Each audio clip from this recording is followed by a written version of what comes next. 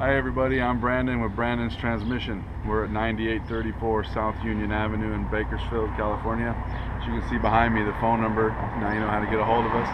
We do transmissions and full auto repair here. We've been doing it for a combined total of 22 years between all of us.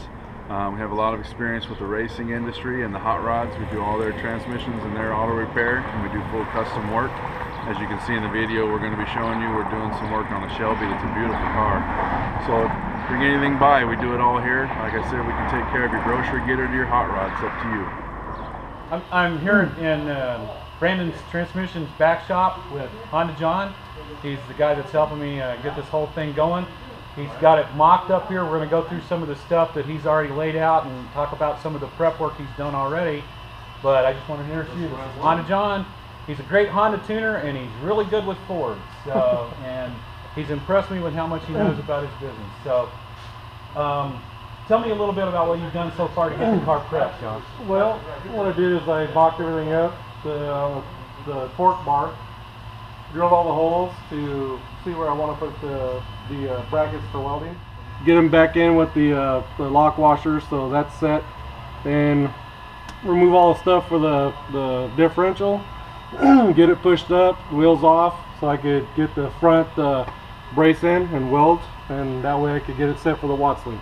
Okay, so, and you say that the springs and shocks are coming out, right? Springs are coming out, shocks are going to be removed. And then this will be set to ride height. Right, then the third link will be removed and pushed up all the way.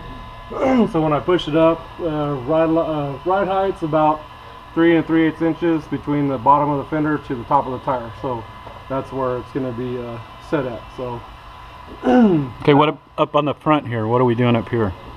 This is basically the front torque arm bracket, which bolts to the factory studs that are already here. These ears that came on the body are going to be cut off. So after I get the rod height set, this is straight and flattened, then I'll take the G-handle, push it up to where I want it, and I'm going to tack weld the brackets for the bracket itself. So after everything's nice and straight, I'll weld it, bolt everything up solid, lower it back down, then I'll reinstall the shocks and the springs. So that's as far as the torque arm goes. Then after that, Watts link.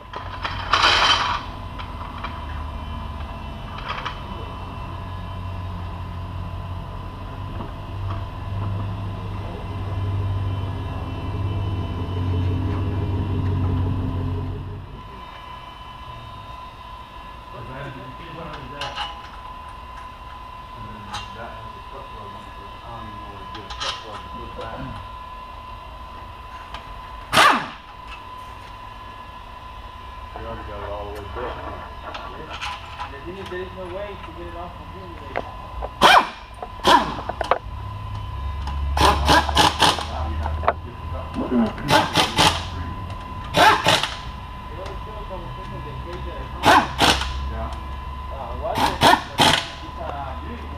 After we're done, I'll be torquing these to the manufacturer's specs.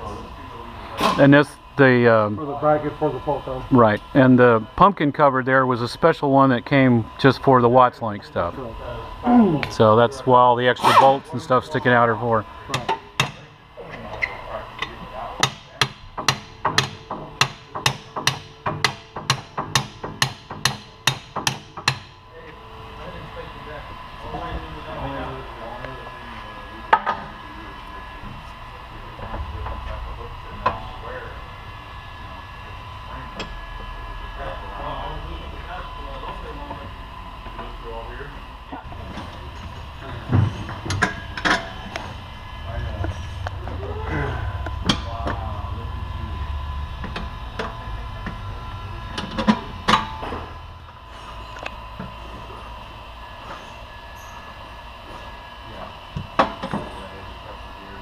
So now that the springs and shocks are out, you're just setting the ride height so we can do the torque arm and then later the Watts link, right?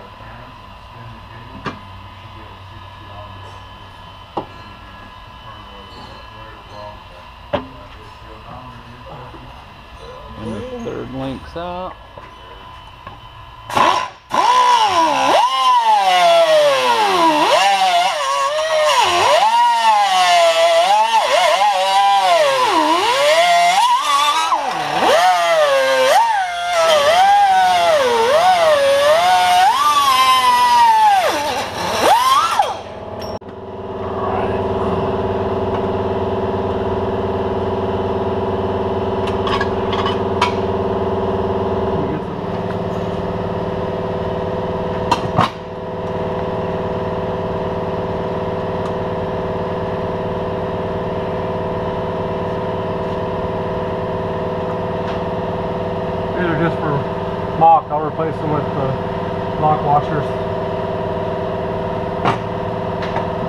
Until you get the welding done? Yeah. Need energy.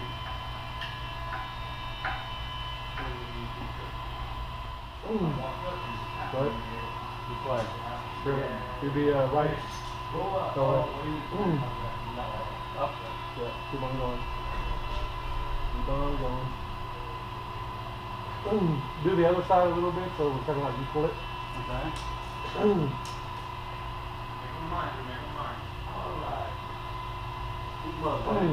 Big. A little bit more. A little more.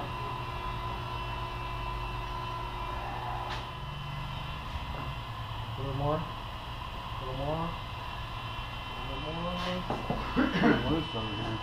Stop. That's right. Put this head in.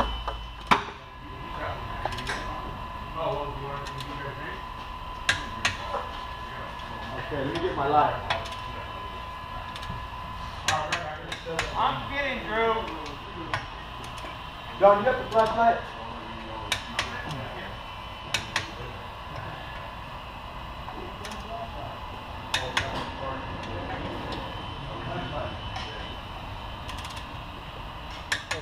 What's trippy with me is like they talk in the instructions from the company that that doesn't mention that the bushing, the actual bracketry for the torque arm is actually welded in one piece, so you can never remove it to change the bushing.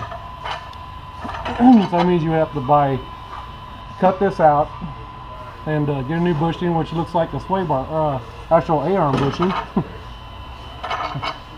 That's exactly what it looks like. It's actual control arm bushing.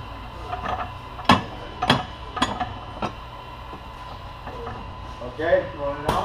Yeah, get it out the way and leave it up there. Don't give it down, please. Here. Always disconnect the battery when you're welding on a new car. Because if you don't, electroshock to the ECU will destroy it.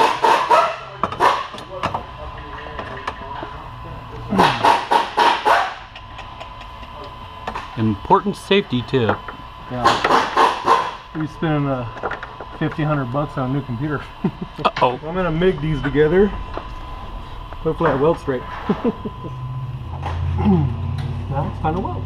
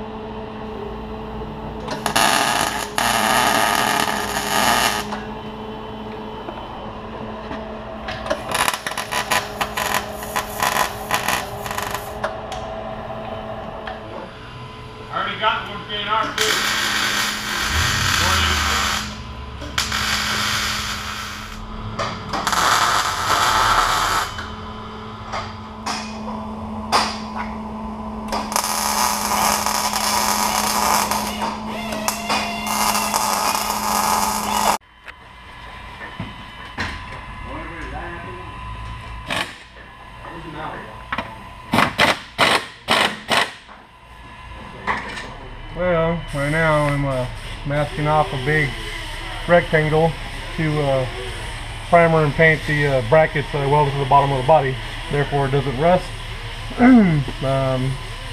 Jason, you said mentioned about the bottom half of the car, which I explained to you on the regular production vehicles. They come with a weather treated bottom, which is black like rubberized spray. In this case, this being a Shelby, they don't have it for body weight. So, gonna have pretty much almost done with masking, and have Jason gets to paint the car.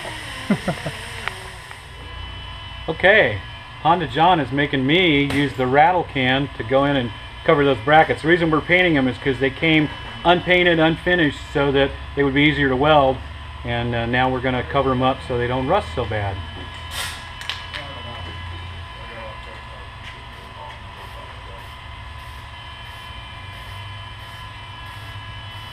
The brackets have now been painted, primed, so they won't rust out so bad. Okay, so now we have we've removed the wheels. We set the ride height on the axle. We've removed the wheels to make it easier to install the Watts link now that the torque arm's in place. Crap, I should have took that off. So, what's next there, Honda John? Well, I'm prepping for to install the Watts link. You got to put the Watts plate on, remove the body crossbar that's put on by factory, and then make all the measurements and adjust the rods for the Watts link and install. Well, tell me a little bit about your experience with setting up Watts links for lowriders, which is perfect to let you understand the geometry and stuff here. Well, when we do custom bag hydraulic setups, I myself like 2-link setups with we've used Watts links for airbag setups mostly. I am going to be using a Watts link setup for my 94 Chevy pickup that's has hydraulics on it. I was going into a problem with the overlocking. If I use like a transmitter bar setup to keep the rear end straight, but we found out that the Watts link will give me the travel I need for my cylinder stroke. I'm using 10-inch cylinders in my truck, so I want as much lift as I possibly can when I lock it out. So the Watts link is the best choice for keeping the rear end square. So it should help with the cornering on the Shelby then. That's correct for track race. Yeah. Racing on the track, cornering. Torque arm is specifically used for when you're going straight. It will keep the tires mounted to the pavement and not spinning. So basically the same thing as the traction bars. Same thing. So the combination of the torque arm and the Watts link should give us good straight line traction and good cornering. That's correct.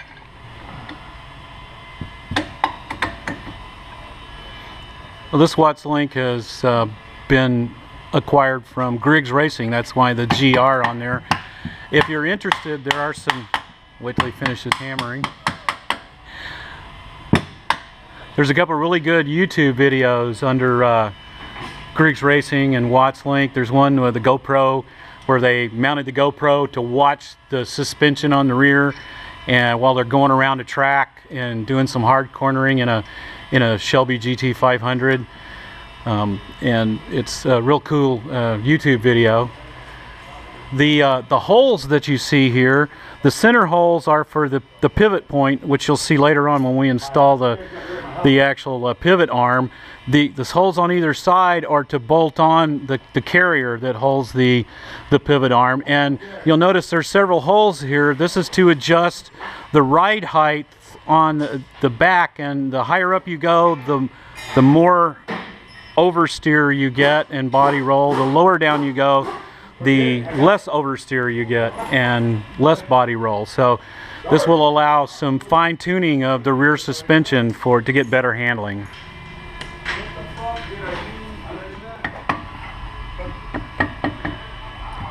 There's one more point here, John. I see that on the torque arm on the back end here in front of the differential housing, looks like you've had to drill through an ear there and install a bolt.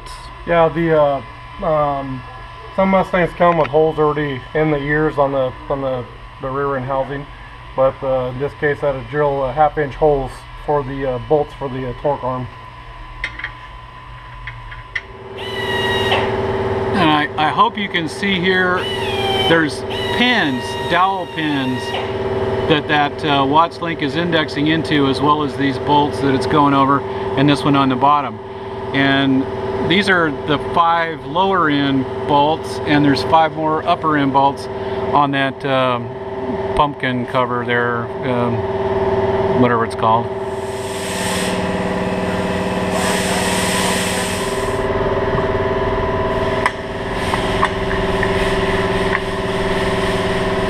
Moving the stock cross brace from the one side to the next, which is basically like a strut tower bar for body rigidness.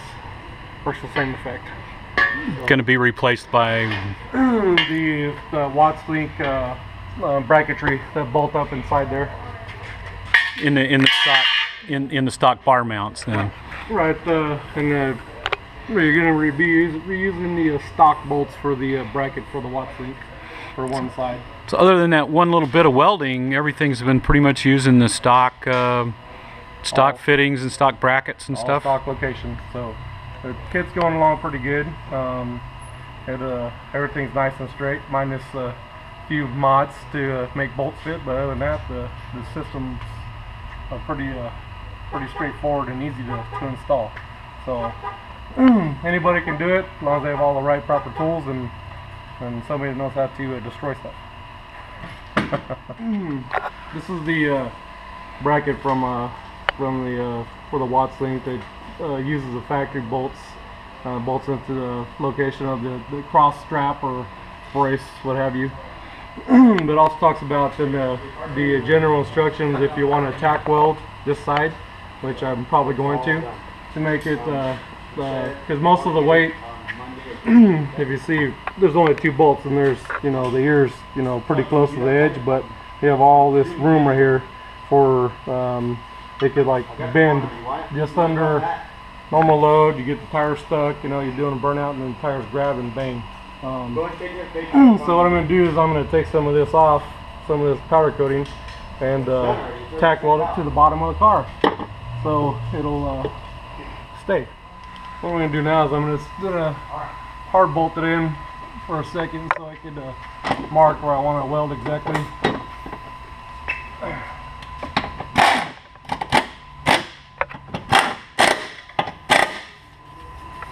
I don't know. Somebody's supposed to go with Jimmy. I don't know.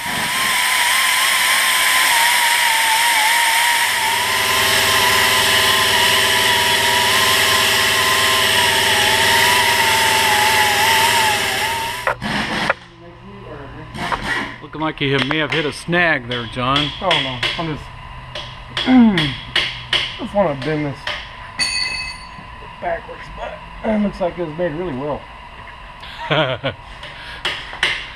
So I'm just going to put 4 stitch welds pretty much on the top backside, so under load it won't snap the 2 bolts off.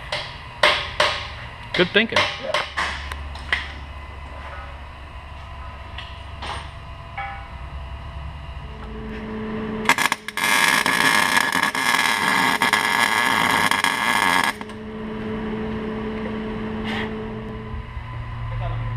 Now I'm just prepping the link mechanism for the to mount up to the shackle over here and the factory shackle over there. She's a big ass bolt.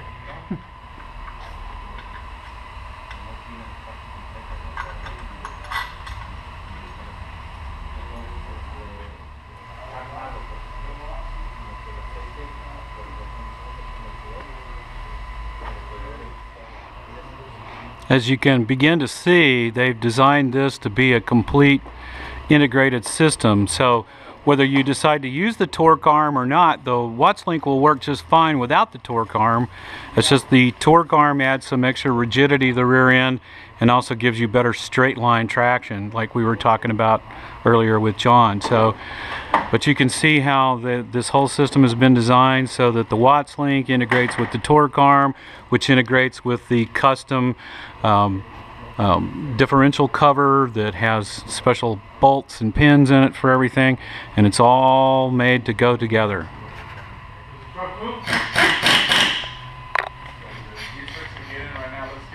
We got shorted a few parts in the kit, so now we're having to improvise a little bit, right? Yep, the link bars from the shackles or the hangers, whatever you want to call them, to the bell crank, we're missing some spacers. So Jason was kind enough to go to Victor Circle here in Bakersfield to give me some polyurethane bushings so I can make my own stuff. So what I'm going to do is, let's go in the instruction manual. It says that the upper arm is close to the back of the car, which would be spaced. So basically what I'm going to use is I'm going to use hardened washers to fill in our spacers. So we don't have to you know, wait a few days for the right proper parts to get here. So I can make it work to where it still be strong and usable. So that's what I'm going to do now. Yes, gave you these bushings.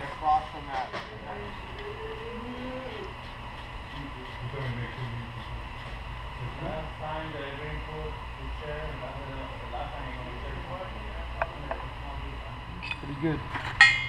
That'll work. Should we put any Loctite on those bolts or anything? Or just wondering if that would be good or bad. I can put Loctite on it.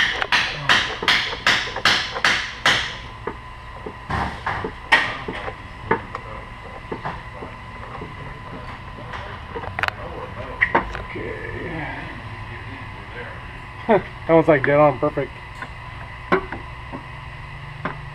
See? Dead on perfect. I'm gonna put a bolt through that and measure so I can make my own spacer. Yep. And the reason we're doing the spacer, folks, as you can see, maybe it's a little dark, but you can see there's a gap back there.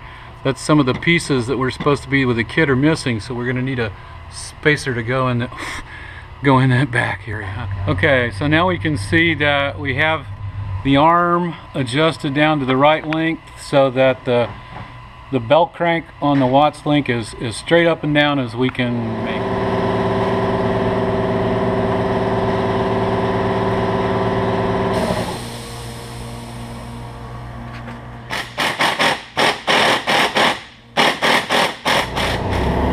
As you can see now, there's a little noise in the shop here, air compressors and what have you going on, but you can see it's starting to look like a Watts link.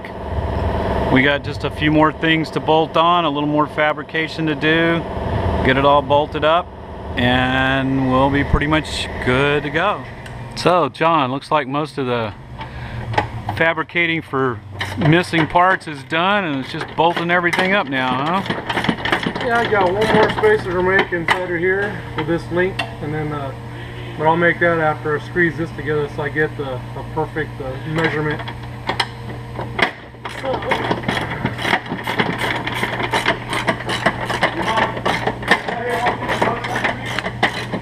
Be surprised what stuff will do.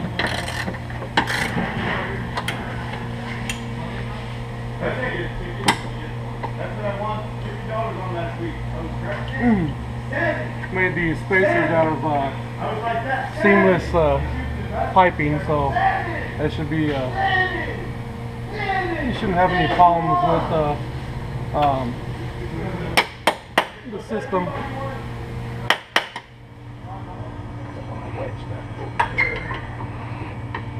So, John, it's looking like a Watts link. Oh yeah, it's 96% finished.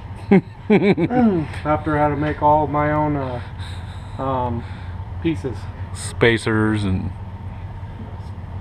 Actually, you know what? I need to take that off and put a couple of washers on there.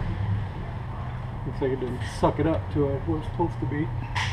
But yeah, it's pretty, I mean, so I was making all my own brackets and my own spacers, and it actually went together pretty well.